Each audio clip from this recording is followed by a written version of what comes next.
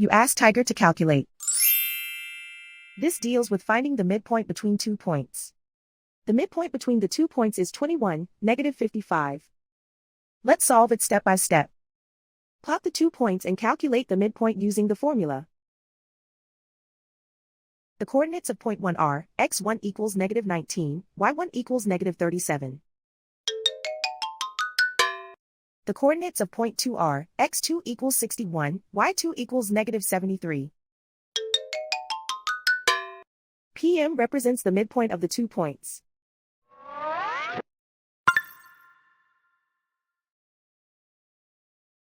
Use the x values in the midpoint formula to find the midpoints x. x1 equals negative 19.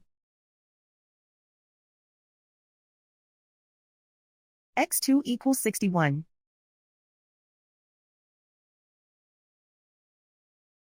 Simplify the arithmetic.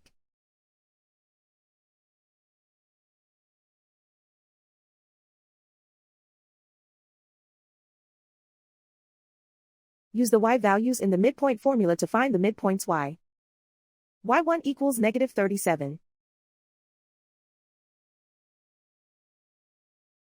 y2 equals negative 73. Simplify the arithmetic.